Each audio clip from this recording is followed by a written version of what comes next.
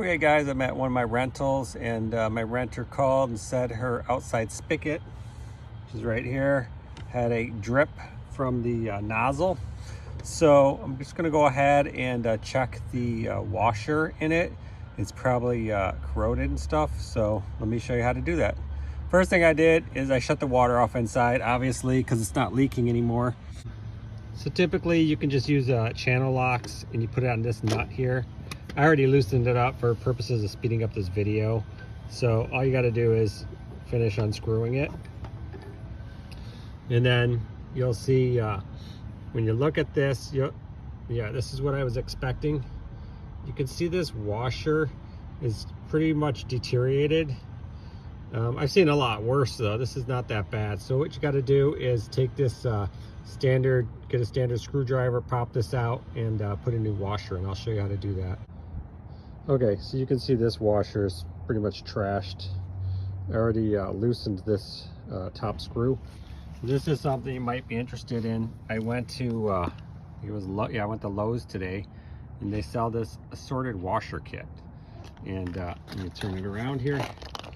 It's got all these different size washers. And if you have rental houses or you do a lot of housework, just buy this kit, because if I had to get this washer, take it off, bring it to Lowe's, bring it back, I'd be wasting time. Here I got a universal kit. So the next thing I'm gonna do is take this washer off, and I'm gonna figure out what size washer this would work with.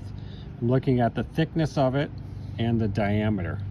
So when you look at these washers, a lot of times what happens is the old one will actually expand because it keeps getting pushed down.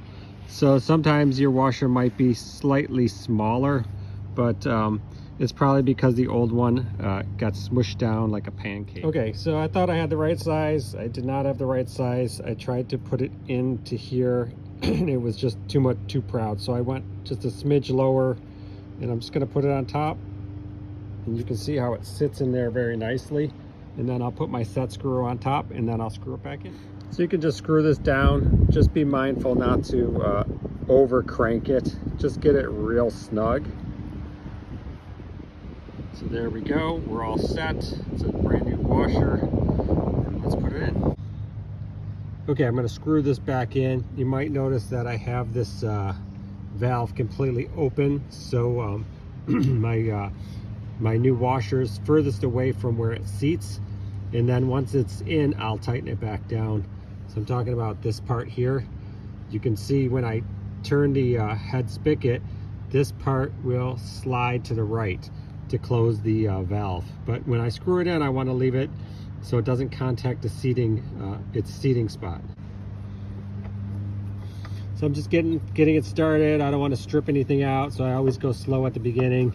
Right now I'm going to hand tighten, and I'm going to get my channel locks, and I will just apply a little more pressure.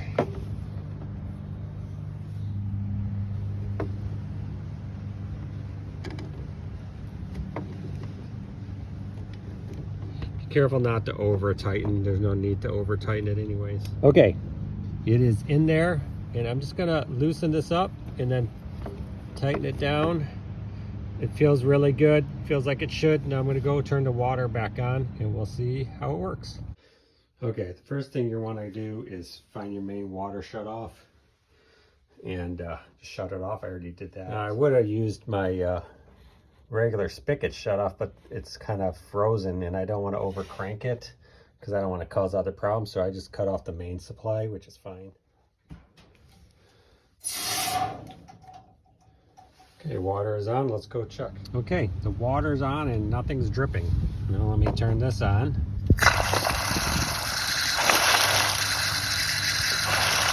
Turn it off.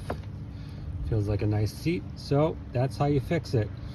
It's actually a really easy job to do. It's almost impossible to over tighten this because it'll sit at the end of the pipe here on the pipe thread, so you don't have to worry about too much of that. My best idea was to buy that set of washers. If you do a lot of handyman work or you have rentals, then you don't have to keep running to the store to figure out which size you need.